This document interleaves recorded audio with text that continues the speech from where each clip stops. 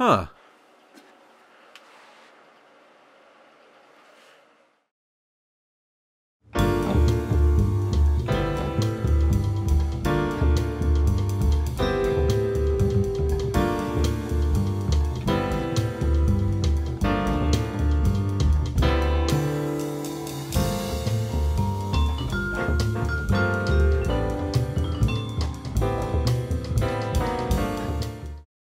So, Rogue One happened a while ago, and unlike The Force Awakens, I was patient enough to wait until the Blu-ray to make a video about it.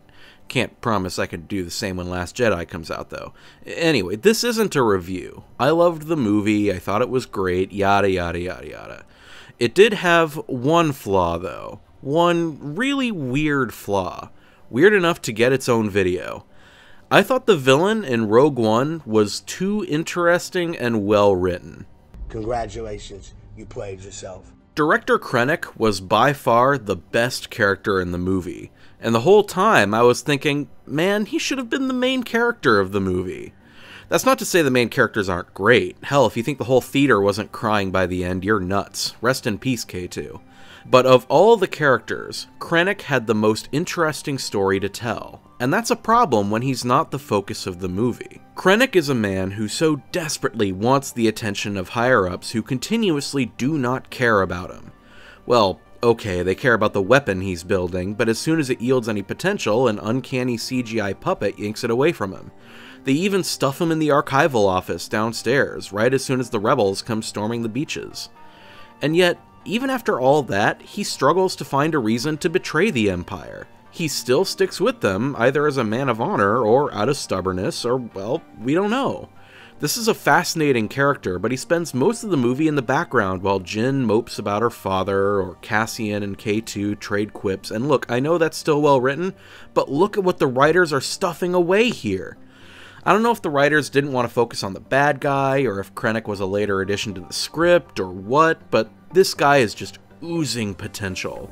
And that kind of potential can be distracting when they're trying so hard to make the actual cast of rogues and thieves likable. I feel like they should have gone all in Inglourious Basterds style. Now, this is a little biased, since IB is probably one of my favorite movies ever, and it was directed by a guy who knows how to juggle dozens and dozens of characters. But since scene 1, I was thinking, hoping that this guy was gonna go all Hans Landa on us. Hans Landa is another authoritarian enforcer with his own secret agenda, but since the movie gave him time to develop as a character while also keeping his true motives unclear, he wound up being a fantastic, unpredictable, and yet classy and elegant villain. Seriously, his scene in the movie theater is one of the most simultaneously funny and butt-clenchingly tense scenes I've ever seen.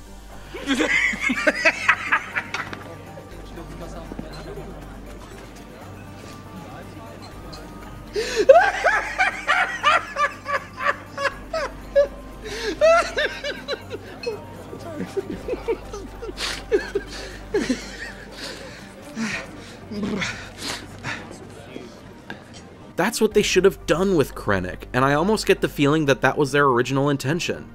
Seriously, the opening scenes for Rogue One and Inglourious Basterds play out almost identically. There's no way that's a coincidence.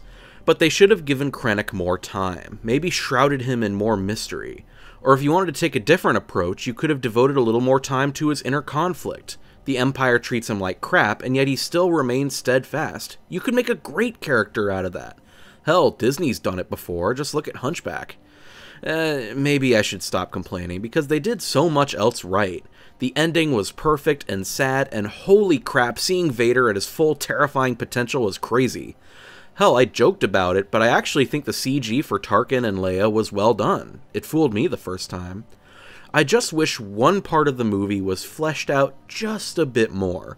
If they had done that, we might have actually had the best Star Wars movie ever made, rather than a movie whose box says it's the best Star Wars movie ever made.